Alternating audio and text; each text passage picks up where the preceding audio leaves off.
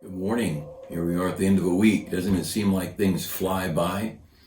But thank the Lord, we've got Him, we've got the Lord, and we've got His book, and He knows what's going on tomorrow and over the weekend. And I'm so thankful we do have a church and a God, and thankful for Christian friends. And I love being around the people of God. Nobody better in all the world. I wouldn't trade my Christian friends to be in the crowd of Hollywood politics, the rich and the famous, the political world. The world is a shallow place, and we are so blessed to have people around us with some depth and decency and right about them. And a great thing. Be praying about Sunday that God would not just bless us, but churches across the country as they open. And of course, there's always somebody targeting the church. If somebody's hanging around being critical of the church, ask them the last time they were critical of the government, and tell them to focus on that and not to worry about God's people. Of course, we're weak and frail like everybody else, but I'll tell you, we're not trying to destroy anybody. We're not trying to rob anybody of their freedom. We're trying to give people freedom, especially freedom from sin and freedom from the penalty of sin and freedom from the presence of sin, the power of sin. There's an awful lot that we're trying to give people about freedom. We're not seeking to put anybody in bondage. But Numbers in your Bible this morning, as we end the week, thinking about some things that I read recently, reading here. And in Numbers, in chapter 12, you want to find Numbers 12, there's this matter of what we think of people who are, people's opinions, I guess, people's testimony. I was thinking of General Flynn, and 2.5 years ago, he's walked into the White House. What an honor to be brought in, to be a part of the president's team, and to be in that building. I've never been in the White House. I've never been in the Capitol. Well, I've been in the Capitol building a little bit, but not much of it. And what an honor for this general who served our country faithfully to be walked in. And then the outgoing leaders to create a scenario, and here he trusted them. And we get thinking people that are in high position that we can trust what they say. Well, obviously General Flynn couldn't trust what they said. They were a bunch of corrupt liars sneaking around trying to find a way to destroy him and the new president that was duly elected. Just because people are upper level doesn't mean you can trust them. We've got to be so guarded about just accepting blindly the word of people, especially when you go on social media a lot or when you watch the news. So-and-so said, well, you know what? I don't really care what they said, and I'm not sure I trust them if they did say it. And the fact is, I don't know if I trust this person to tell me what that person said truly. Have we not had it clearly demonstrated that the media is capable of twisting what people say? And have we not seen clearly that what people say can be clearly twisted rather than the truth? Is it not the case with Justice Kavanaugh? People who supposedly knew him and hung around him and were his familiar friends, and what lying, deceiving, grossly skewed things and lies, and what a corrupt thing. And to take a man's name and shred it around the country and destroy his image to his wife and to his children.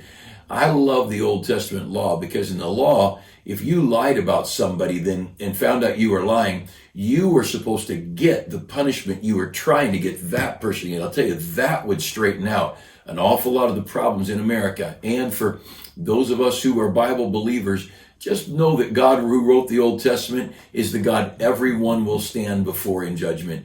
And there's a God who's just. And I love what Abraham said, shall not the judge of all the earth do right? And I'm looking forward to the day God, the judge of all the earth, lays things out. And you can guarantee it. You can rest in it, that God will make the wrongs right. There's been a lot of evil, a lot of corruption. But again, just because someone claims to have been close to a situation doesn't mean that they're trustworthy. Look at Numbers chapter 12 here. And Miriam and Aaron spake against Moses because of the Ethiopian woman whom he had married, for he had married an Ethiopian woman. And they said, hath the Lord indeed spoken only by Moses? Hath he not spoken also by us? And the Lord heard it. Now the man Moses was very meek above all the men which are upon the face of the earth. Moses wasn't going to defend himself. Moses was not going to argue with these people. But see, this is his brother and sister, older sister. And they come along and they're jealous of his leadership or whatever it is. We don't know all the details, but we know one thing. They didn't like who Moses married. And because God says that. So because he married this Ethiopian gal, and he went down to Egypt. He's there for 40 years. He flees from Egypt. He's up in the mountains somewhere in Egypt, North Africa somewhere. And he meets this family, and he marries this gal who's an Ethiopian. And that just really bothered Aaron and Miriam. And because of that, God says in verse 1, because of the Ethiopian woman he had married. And so along comes Aaron and Miriam being critical, and then God steps in. Now you'd think, so here's person A, and you hear slander about person A from his brother and sister, and you think, oh, well, that's his brother and sister. Of course they're telling the truth. Well, not in this case. Not here. And if you read the rest of the passage, you find out that Miriam was turned leprous. Aaron wasn't, Miriam was. And it was one of those, I should have had my phone off here, but Miriam turned leprous. And you can read the story. And God was unhappy. And why did Miriam get the leprosy? Because ladies have a tendency of being a little more involved, a little more emotional, a little more emotionalizing. And ladies have a tendency of, let's go fix this. Let's solve, the guy didn't care if the garbage is running over. The lady wants the garbage taken out, the man doesn't care if the faucet's leaking. I might need it to fill my cup with water.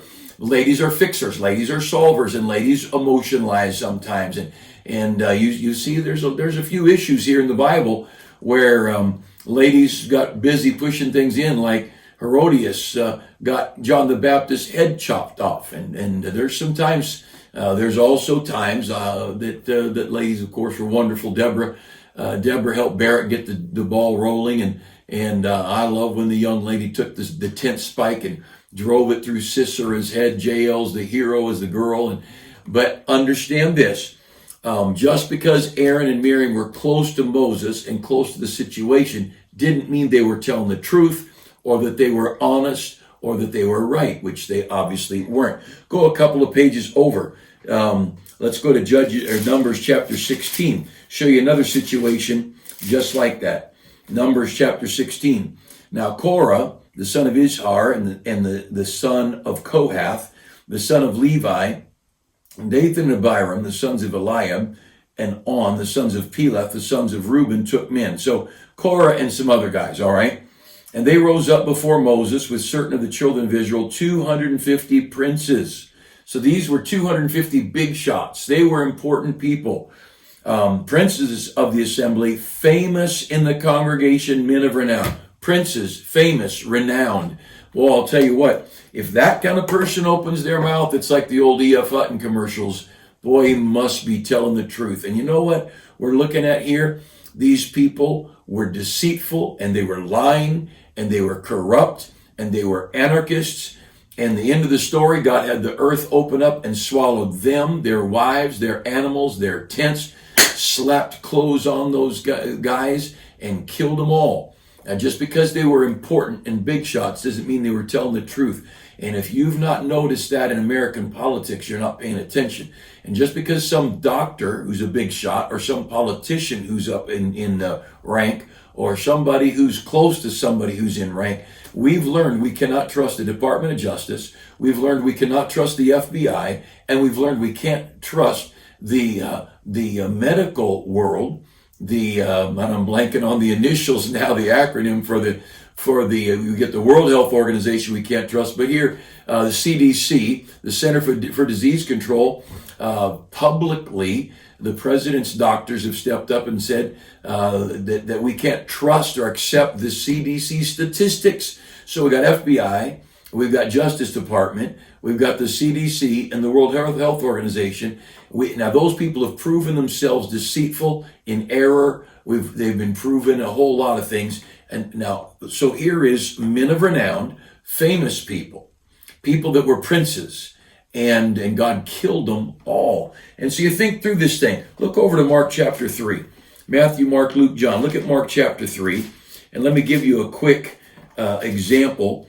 Here Jesus is doing what he was always doing, helping people. And in Mark chapter 3, and you look down in verse 20 and 21, and it says in Mark chapter 3, verse 20, and the multitude cometh together again, so that they could not so much as eat bread. Well, there were people just crowding around Jesus. And verse 21, and when his friends heard of it, they went out to lay hold on him, for they said, he's beside himself. His friends, I mean the people that he grew up with, or the people that knew him, maybe prior to entering into the ministry. We don't know exactly who these friends were, but they were friends. And what would they be saying on social media? And what would they be saying to the reporters? And what would they be saying on a witness stand? And you know what? They were liars. They said, the guy's crazy. No, he's not crazy. He's God. That's who Jesus is. He's God in the flesh. And let God be true and every man a liar, the Bible says. Go over a couple pages more. Matthew, Mark, Luke, John. Look at John chapter 7. John chapter 7. And I just want to encourage us to be wary. Don't just be a foolish person to suck up everything you hear. And from the very beginning of all this panic about our coronavirus, the COVID-19, from the very beginning, many of us were saying this is overrated, this is blood. Not that people aren't dying, not that it's not something that we should be concerned about. And yes, care for the sickness and do whatever you need, doctors and all that kind of thing. But to shut down a country, to shut down the world, folks, they shut down the world for something that then they said, oh, you know what? It didn't kill as many people as we thought. Well, how about that? Look, if the newspaper's jumping behind it and the Democrats are jumping behind it, we've already proven newspapers and Democrats liars. We've already proven them. It's settled. Those are settled. I'm done listening to our governor. Doesn't matter what he says. I don't have to listen to it. I just don't. I won't be disrespectful or ugly. If he walked into my office, I'd be polite and gracious. But if he's in the news, I shut it off. He's proven himself to be a corrupt, deceitful liar. I'm done. Our former president, I wouldn't listen to him. I don't hate the man. Would pray for him and his family faithfully. But he proved himself a corrupt, deceitful, un-American, unpatriotic, anti-God, anti-Bible, anti-Christmas tree, whatever. You know what? I'm done with the guy. If he promotes Islam more than Christmas, he's gone. And again, that doesn't mean I'm better than him. I just don't have to listen to him. When someone proves they're liars, when the Benghazi situation happened and Hillary Clinton and President Obama acted like they knew nothing about it and let our people die without aid. At that point, America should have been done with those two. Never again to listen to one word they say. Never again one time to let them be the dog catcher, sell eggs from the dairy, or shovel the manure out of the horse corrals. They are worthy of no trust whatsoever. Not just my opinion. And thank God we're in America. We can be free enough to voice our opinions. But there's things we learn about people. And just because somebody is somebody, like, well, they're a brother and sister. Oh, really? Well, Aaron and Marion didn't do so well. Well, those are very important people. Oh, really? Well, didn't look so good there for Jesus's, or for the Korah and the people in his day, the princes and the men of renown and the men of big shots, the esteem, and Jesus's friends that said he was crazy, trying to pull him out of the thing. And if you look over at John chapter 7 and look down at verse 4, for there's no man that doeth anything in secret, for that he himself seeketh to be known openly. And if thou do these things, show thyself. The people were saying, hey, why don't you go to Jerusalem if you're who you say you are? Go to Jerusalem, make yourself known, and let's put you on the billboards, and let's make this thing big. But look at verse 5. For neither did his brethren believe in him. His brothers. Now, book of James, one of Jesus' brothers. And you'll find there were several people later in life who followed Christ, of his siblings. But at this point still, if you'd have gone, let's see, I'm a reporter from the newspaper, and you grew up with Jesus. Tell us about him. Well, he's just my brother, and well, he's the older brother, obviously, and give us some dirt on him. Do you think he's God in the flesh? Oh, no. These guys, they're his brothers, and they didn't believe. So you go talk to somebody's family. You go talk to their coworker, their parents, their children. I tell you what, I have known some people and known them well. I mean, very, very well. And I have heard their children incredibly lie about their own parents. And I thought, I don't understand how you could do that. I'm not God. I can't slap you silly, but I'd sure like to do it. I had a dear friend who I know about his financial, lived very meagerly, frugally for many, many years, didn't even own a car. And he borrowed a car and got around without a car. And he was lied about having millions of dollars and sharing none with his family members. And I'm thinking, what kind of corrupt, deceitful liar are you? And people just suck it up, you see, especially when it's about greatness.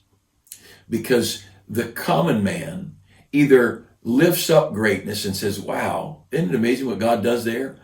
Or they want to somehow prove them to be nobody. And here Moses didn't try to be the leader. God lifted him up. And Moses didn't want to be in charge. Remember, Moses argued with God about it up there in the early chapters of Exodus, in Exodus 3 and 4. Boy, Moses didn't want to go deliver Israel. He was pushed into it. But Aaron and Mary, and it bothered them.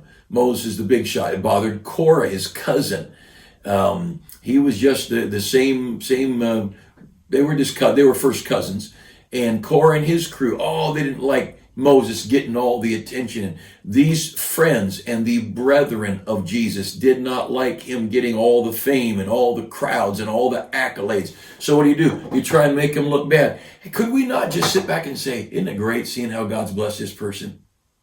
Can we not look and just say, wow, that is an amazing lady, an amazing man, that thus and such. Is it impossible for us to rejoice in another person's good, that we have to somehow destroy them? But it's not uncommon. Look over to Galatians chapter 2. Galatians chapter 2. And the point of this is I want us to be on guard. I don't walk around suspicious. I don't walk around being it's interesting that one of the social media sites fact-checking the president when they've not fact-checked one other, I think it was Twitter, not fact-checked one other person. But whoever it was, doesn't matter.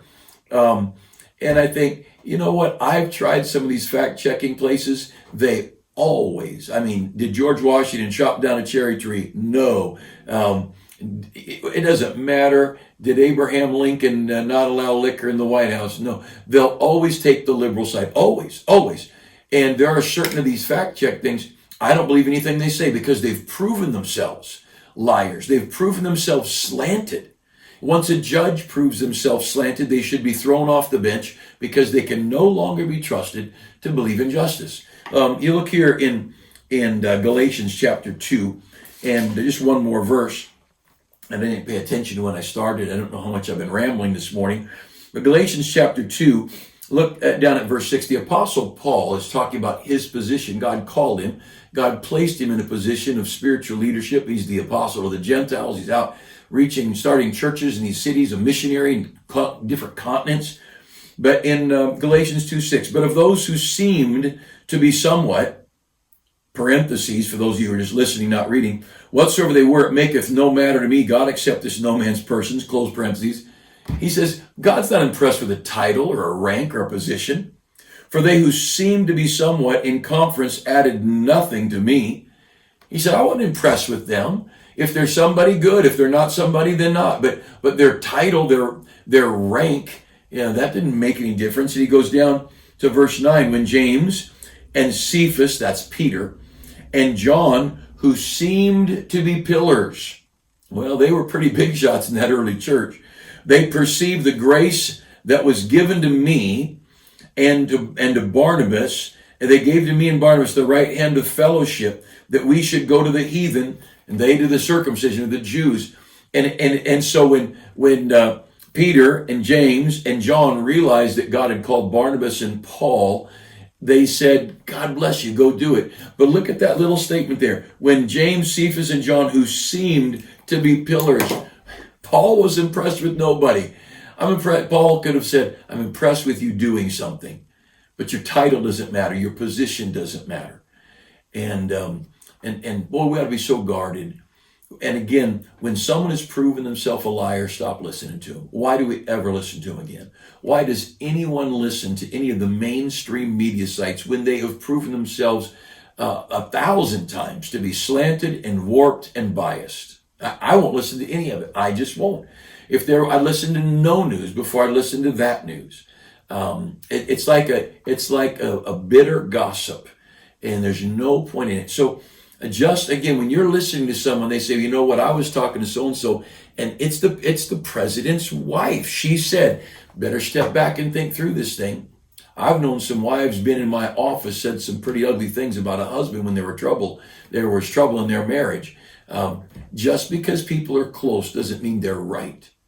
Now, you trot out 100 people over and over and over and over, and they'll say this person is true and honest and fair and just. The next one, true and honest and fair and just. Person after person. We used to call it character witnesses. When people by the hundreds would vouch for someone's character, then maybe you need to toss this person's opinion out. And maybe they caught him on a bad day. That's why I don't really care for the online reviews of a restaurant. How many of us have been at a good restaurant and had a bad waitress or a bad meal? Maybe it was a cook that was new or a waitress was having a bad day.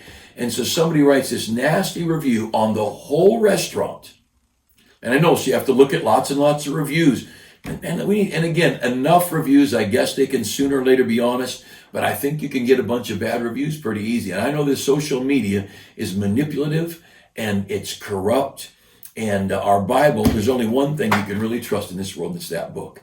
And we've got a wonderful God. And let me encourage you, be guarded. Let's love people. Let's believe in people. I choose to believe in people.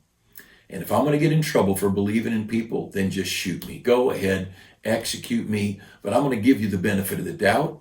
I'm going to pray for you. I'm going to love you. You spit on me, treat me ugly, hate me. I can just about guarantee you. I don't know down the road what I'm going to have to face. But what I've faced thus far in my life, I hold no bitterness toward anybody who's tried to hurt me. I just, you know what, they've had some struggles, and I'm not going to be ugly. I'm not going to hate them. I'm not going to try to destroy them. That's not how a Christian lives. Now, I'm also not going to believe everything I hear.